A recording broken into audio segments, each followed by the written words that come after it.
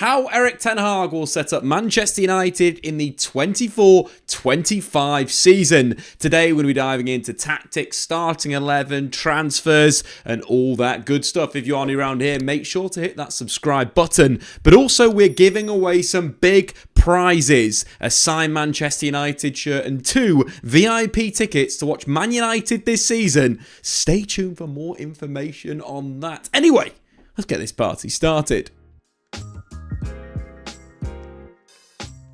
So we're going to use the 4-2-3-1 structure as a bit of a guide to seeing which players are going to be setting up for Man United this season. Starting in goal, I think it's a bit of a simple one. Andre Onana will continue in between the sticks. After an error-prone first few months in Manchester, Onana really got into his groove. Not only did he make the most saves in the Premier League, but he boasted the best save percentage as well. He was ranked 4th in the Premier League for stopping crosses and 3rd for passes into the final third amongst goalkeepers. Comparing him to David De Gea's numbers in his last season in Manchester, Andre Onana is a massive upgrade. They expect him to take even more risks this season. So let's move into defence. I think the 2 fullback positions, again, are pretty nailed on. Diogo Dalot will continue at right back, having had his best season for Manchester United, being the player of the season. The way that Diogo Dalot has evolved into Erik Ten Hag's system has been fantastic. Defensively, massively improved himself last season, aerially, tackling, but also a threat in the final third. Those long-range shots that he's added to his game are absolutely fantastic. In terms of left back, Luke Shaw will be the undisputed number 1, but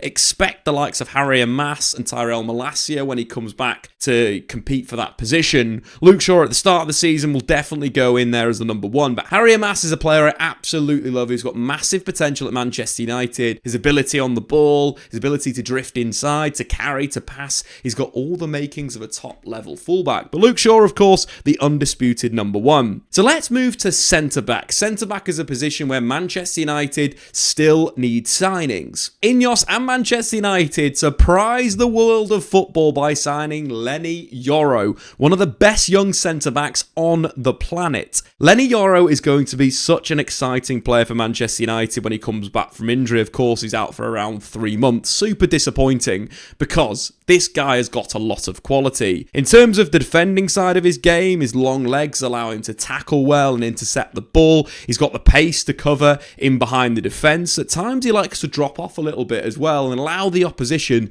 to have to make the decision and then dive in and tackle. There's a brilliant game that he had against PSG and Kylian Mbappe, where not only did he match Mbappe's runs all across the pitch, staying up to him with the pace, but also made a number of tackles on the Frenchman who's now at Real Madrid. Leny Yoro has got a lot of potential. I like his ability when he's defending the near post when the ball's wide as well. He's a player that reminds me of maybe an Italian-style defender. That he'll, instead of being kind of super focused on going out to stop the ball, he'll take a good position and defend the area that's really crucial. That if, for example, the fullback gets beaten, Leny Yoro can be in the correct position to simply, step in and either intercept the ball and then clear it, or again, carry out from that defensive position. He's a player that's got a really good ability in the dribble, which I think we'll see more and more. I think in terms of Leny Yoro, defensively looks ridiculous. I think in possession, could be better. I think he's playing within himself at a time. He's got the skills and the ability. I've seen him chop Kylian Mbappe. I've seen him do some roulets in midfield. He's got that ability to carry out, and I think him improving that is the kind of the next step. But you can't have it all. The kid is 18 and he's an elite level defender, and I think his possession statistics and his possession play will massively improve. I think in terms of things that it'd be good for him to work on this season, kind of on the ball, would be playing those passes to the teammates around him. Let's say he's got the ball at kind of right centre-back, him working on those progressive passes, let's say into the right winger, into the number 10 if the number 10's shifting over to the right-hand side, or alternatively, finding Diogo Dalot either in an inverted position or alternatively finding him out wide. I think Leny Yoro just working on those passes into midfield for the striker as well will be a big part of his development, but this kid is ridiculous. Among centre-backs under 23 in Europe, Leny Yoro ranks 1st for aerial duel win percentage and 9th for defensive duels won. These are 2 great statistics for any modern-day centre-back. Stylistically, Lenny Yoro is like Virgil van Dijk, and statistically, he's a little bit like Antonio Rudiger, in the sense of those win rates are very similar and the number of defensive duels he's contesting the same. Lenny Yoro is going to be a star at Manchester United. Of course, partnering Lenny Yoro at centre-back will be Lisandro Martinez. Can't wait for him to have a full season. His impact when he plays is massive. Man United are a different team with Lisandro in that position, from his, long-range passing, into midfield, flat passes, to his switches of play, but also his carries out are massive for Manchester United. I think that's something that was missed last season. Having him fit for a season is going to be great. Of course, as we mentioned, Lenny Yoro is going to miss the start of the season. So for me, I think United may need to go back into the market and sign a defender. And why not bring someone like Matthijs de Ligt into Old Trafford? Great experience at Juventus, at Ajax and Bayern Munich, and will instantly allow Erik ten Hag to play the style of football that he wants to out of the back. Matthijs de Ligt is a premium defender available at a cut price. He's a dominant defender. Saw him play really well against Real Madrid in the Champions League last season, dominating the likes of Vinicius Jr., Rodrigo and Jude Bellingham.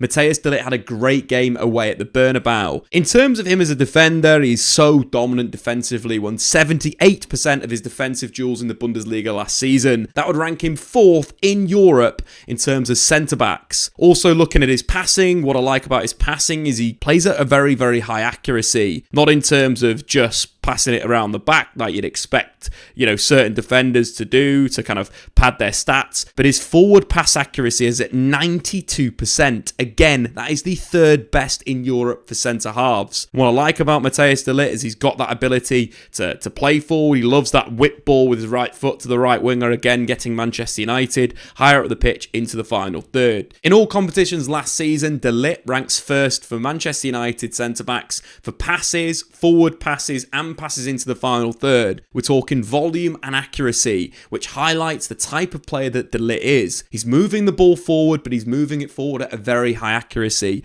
A premium defender with so many minutes of experience that will instantly help Manchester United out the back. And considering all of that, plus the fact that de Ligt will improve Manchester United's goal difference in both boxes from set pieces as well as open play, on top of that the cut price, as well as Lenny Yoro's injury, I'd love Manchester United to make Matthijs de Ligt a signing for this summer. Are you a Manchester United fan like me, who loves fantasy football but hates picking rival players? Well, I've got the perfect game for you. Manchester United have launched their own fantasy football game, Fantasy United, and we'll be giving away a signed shirt plus VIP tickets to watch United this season.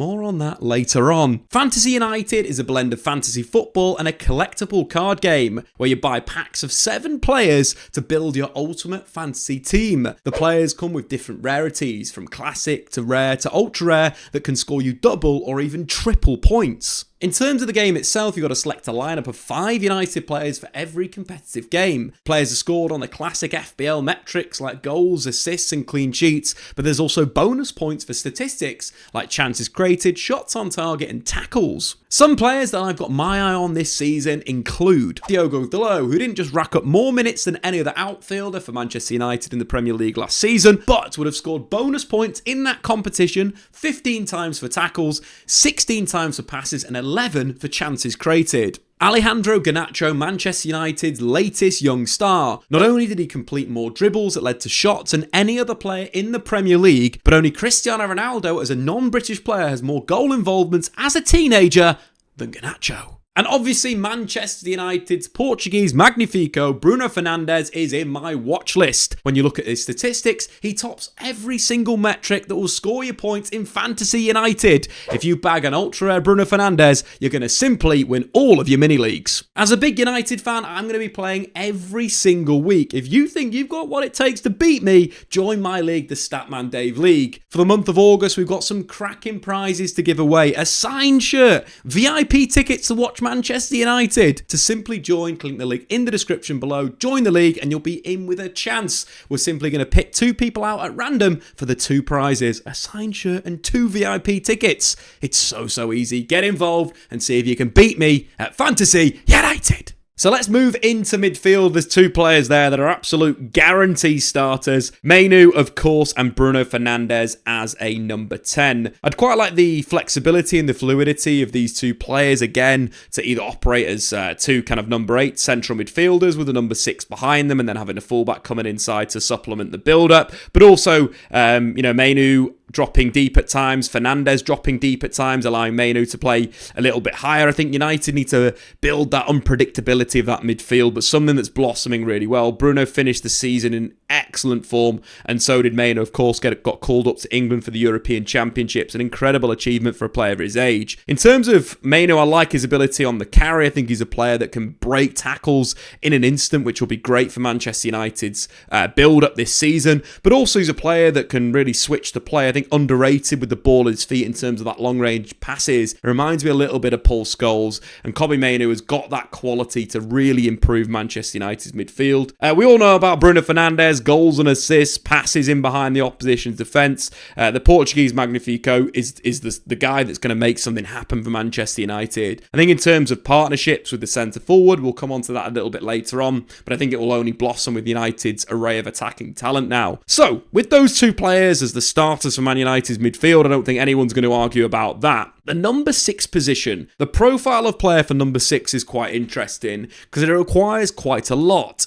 You could argue that it's got to be, high pass accuracy, he's got to be able to play forward, composed in possession. I think you've got to be excellent in duels as well, considering United's kind of attacking shape. At times that solo number 6 has, a lot of defensive work to do. You've got to win duels, you've got an athletic profile to get to the duel first, and then you've got to be able to decelerate and then win the duel as well. I think looking at other things for this, tactically very aware in terms of, different players, let's say Bruno dropping in, giving the team kind of the balance. Alternatively, let's say a centre-back carrying out like we see the likes of Martinez do frequently, being able to drop in and get on the ball and be that true kind of number 6, the half-back in certain areas. Aerially dominant as well to kind of protect Martinez. I think that's a big thing. United need a bigger player in that zone if Martinez is going to play centre-back. And I think that's the interesting side of Manchester United. When you're thinking about the team when it's 100% fit, how they'd set up next season with Lenny Yoro as well. I quite like the idea of Lisandro Martinez playing left fullback,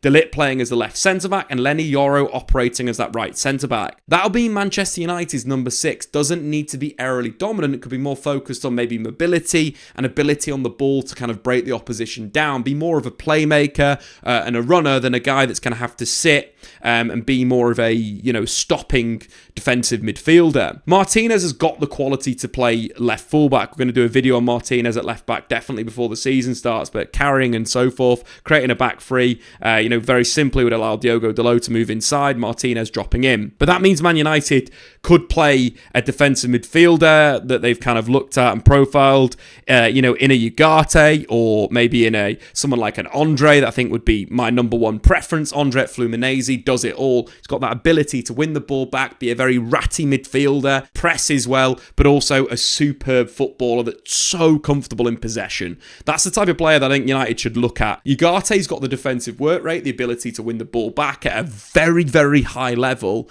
But I think there's sometimes in possession when he's got a bit too much time on his hands, makes the wrong decision. Whereas if the pressure's on the football, Ugarte excels. Compared that to Andre, if you've got 2 dominant aerial centre-backs in Matheus de Ligt and Lenny Yoro, you can play that dynamic number 6 like an Andre. Been speaking about Andre for so many years now, and I just love Manchester United to buy him. But let's go back the other way. Lenny Yoro's out for a few months, so it's likely to be Matheus de Ligt. Martinez at centre-back, of course, with Luke Shaw or Harry Maas in that full-back position. So I think for Manchester United, they need more of a centre-back player, a player that can cover those defensive duels. Think Edison Alvarez for Ajax. That's something that United maybe haven't got right under previous ownership in terms of recruitment for number 6. Actually, a centre-back kind of playing in that position or someone that's aerially dominant is probably a little bit better. We spoke a lot about Scalvini coming into this summer. I'm a big fan of Scalvini, but unfortunately, unfortunately picked up a knee injury that's going to rule him out for most of the season. So, of course, United can't go and buy him. But he's a player that could play number 6 now for United in the defensive midfield position, and then long-term could play as a centre-half. But in terms of players that I quite like in terms of value, in terms of what they could do, Sander Berge is an interesting one. You're going to get him for less than 20 million quid. You're going to get a player that's played in the Premier League, that's Premier League proven, that's good under pressure. He's a 6 that likes to receive the ball off either the goalkeeper and the centre-backs under pressure, and will simply play the ball wide if pressed by the opposition. Alternatively, he's really good at switching the play. In fact, he completed 124 long passes last season at accuracy of 81%. Rodri was the only central midfielder with a better pass accuracy over long ranges than Sander Berge. Imagine that to United's wingers, getting them into 1v1 situations. But also in terms of the quick transitional nature of the football under Erik ten Hag, could be an option to hit the striker into the channels. Sander Berge as well, defensively, is very, very good. Again, we mentioned aerially, he's very dominant from those positions. So if long balls are coming up for Manchester United, on that left-hand side of the pitch, Sander Berge can simply move over there, win the ball, and then look to receive it back. He's a very good footballer. And that's something that I think you look at that position, that number 6 position, United require a good footballer in that zone. Player that's capable under pressure to roll at certain times. Of course, in the carry, he's super dominant as well, driving through the midfield. For me, Sander Berge provides great value, and it's a solution to a problem that United have had. A dominant number 6 that's going to be very calm and composed in possession. And now let's move into attack, where Manchester United are absolutely stacked. The signing of Joshua Zirkzee gives United great depth at number 9. Now, Man United have got 2 very different forwards. One channel player in Rasmus Højlund that's a very good dribbler in those areas that can carry and create for his teammates. And Joshua Zirkzee, who operates, as he said himself, as a 9.5. Sometimes taking up false 9 positions, other times operating as a natural kind of back-to-goal striker. United have got great depth in that area. In terms of the flanks, again, other positions that United look pretty stacked in. Amad Diallo is going to have a big season on the right wing. But also looking at the likes of Alejandro Garnacho and Marcus Rashford, there's a lot of quality in those wide areas. Expect Amad to operate kind of as that goal scorer on the right wing, and Rashford and Garnacho to share the responsibility on the left. So United are looking pretty stacked in attack, but who is going to be first choice? I do think it's going to be very dependent on the opposition and what Erik ten Hag wants to do against what opponents. Just in terms of the 2 strikers, they both operate slightly differently, as we previously said. I think when you're playing someone like Joshua Zirkzee as that kind of number 9, he's going to play as that 9.5. So I think you want players that offer a real good goal-scoring threat in behind the opposition. Imad, as we mentioned, has got that quality in the final third. For me, he is a goal scorer, and so is Marcus Rashford. So you expect United to play a little bit of a 4-4-2 diamond structure with Zirkzee dropping off, that you could get the width from fullback and United could build in midfield. The season that Marcus Rashford scored 30 goals in all competitions, in fact 43% of them came as in playing as a centre forward. So not only could we see Marcus Rashford operating from the left wing and playing more as an inside forward than an inverted winger, with Zirkzee dropping off the line, but I think at times the pair could play together. Similar with the likes of Rasmus Højlund as well. If United wanted to go kind of super attacking and play with 3 true strikers, they could have Rasmus Højlund from the right-hand side playing as an inside forward, Rashford from the left, and Zirkzee as that number 9. But very much with Zirkzee in the team, expect United to go with goal scorers, and of course Garnacho can play that role as well. Last season in the Premier League, he had the most carries leading to shots, meaning that he was getting into those positions, slipping himself in, and then looking to get shots at goal. So he could be an option as that left forward as well. I think that's the beauty of United's forward line. You've got so many different adaptable players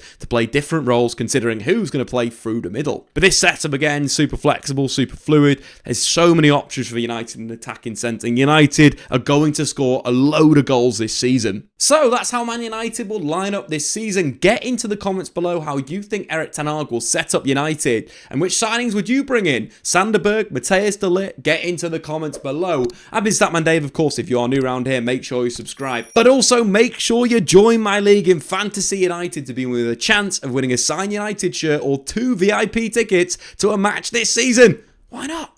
See you later. Thanks for watching. If you've enjoyed this video, why not check out some more content on the Statman Dave YouTube channel.